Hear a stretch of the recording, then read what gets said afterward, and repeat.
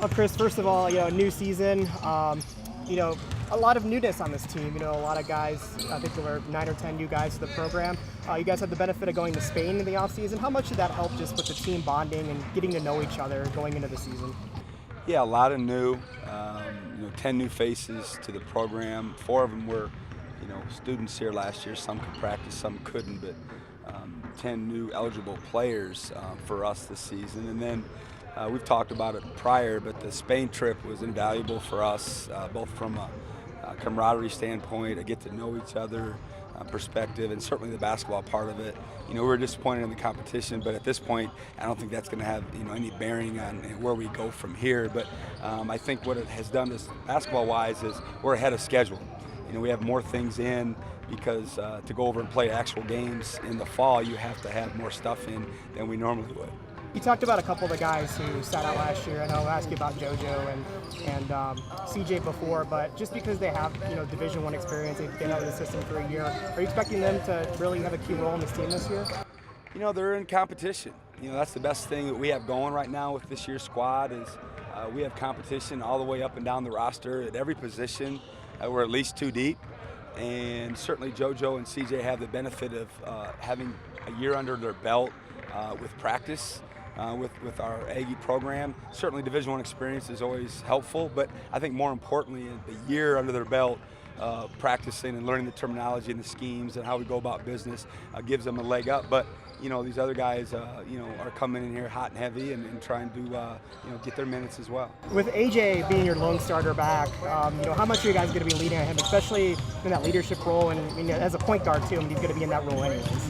Both our point guards have really emerged as good leaders. Sean Buchanan, was primarily a backup last year, but I've always complimented him on his vocalness and practice and his leadership ability. And now with the year under his belt, and he's really worked on his body and he's worked on his game. And him and AJ are out here battling against each other every day, but they're both really good leaders in their own right. And the fact that they're juniors is really exciting for me and the staff because we've got that position covered for 2 years.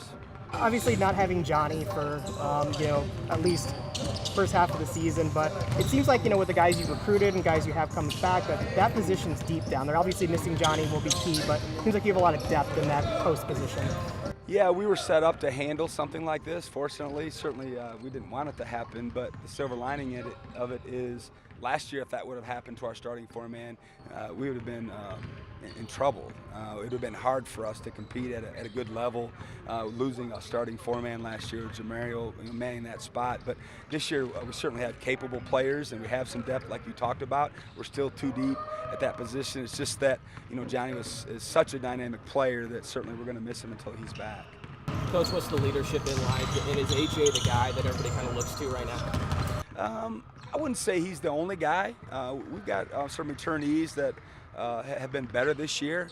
Eli Chua's actually been better this fall. He's really changing right before our eyes, and really proud and impressed with his change and his focus and his preparation every day. And he's been a little more vocal than maybe he was in the past. But AJ and Sean, are the guys that are the most vocal in practice. But this year's group overall is really adapted to the culture well, and having returnees helps it. Last year everybody was new. This year at least we had some returnees to kind of show the way.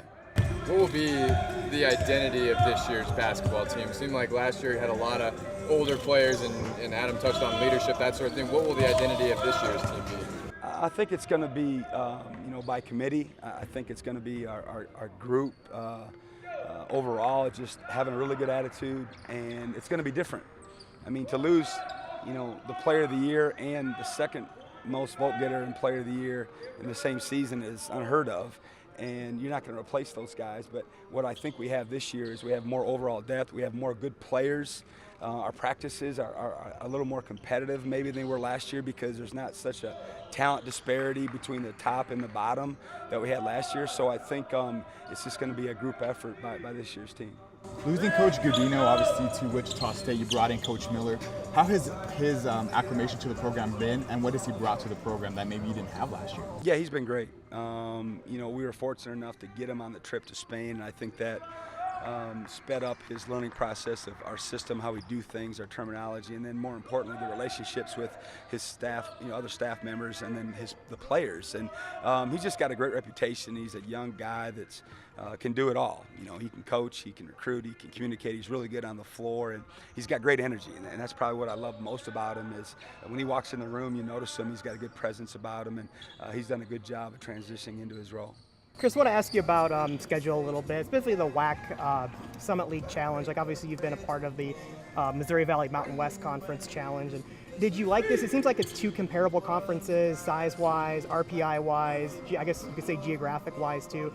How excited are you to get North Dakota State and for the WAC and Summit League to put this together? Yeah, I wasn't someone that was on the forefront trying to get this done.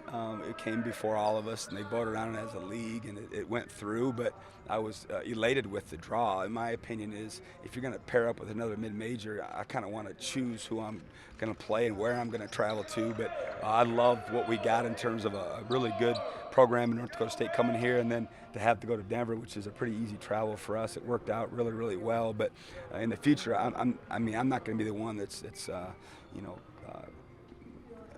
hoping for these type of deals, because scheduling is so hard, and when you're forced to play a certain team, it makes it tough sometimes. Yeah, that's kind of my next question about, you guys put together a solid schedule, even though it is tough, especially with Las Cruces kind of being where it's at to get teams to come here.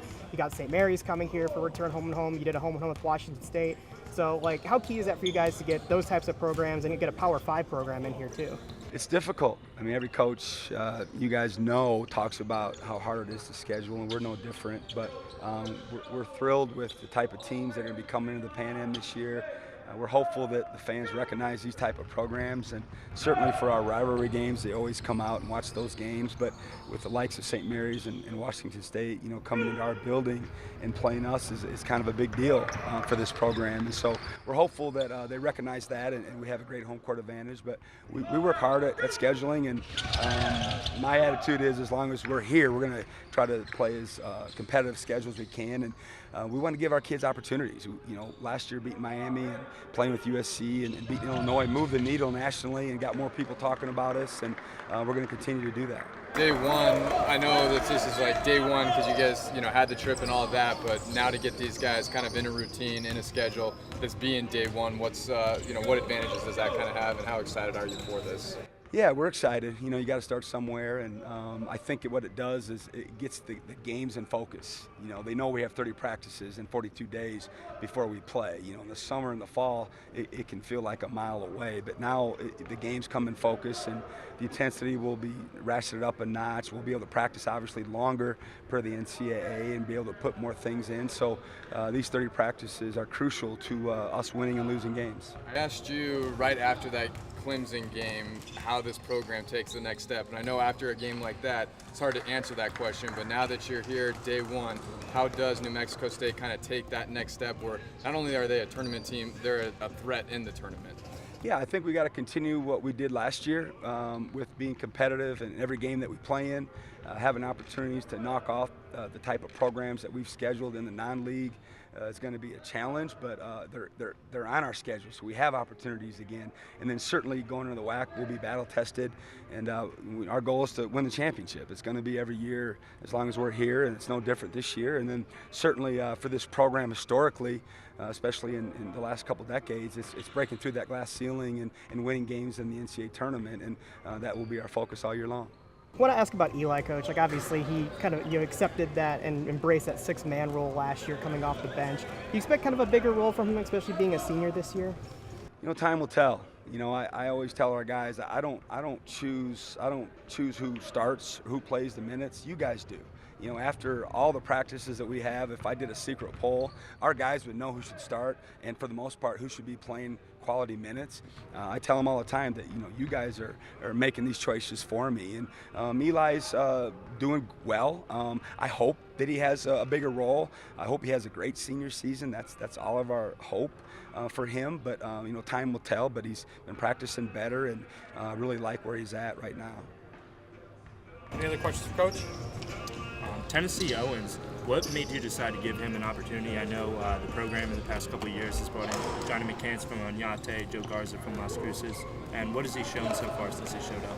Yeah, I got to know Tennessee a little bit this summer. You know, he was back and he was around us a little bit, and then you know, him and his dad, who I've built a relationship with as well since I arrived here through basketball, and you know, they just came to us and asked if we consider him being a walk-on, and so Tennessee and I sat down and went through the process, what we needed to do, and we invited him in our program. And he's been great. You know, he's a hard worker. He knows the game. He's really good, a good teammate, and so far so good with him being part of the program.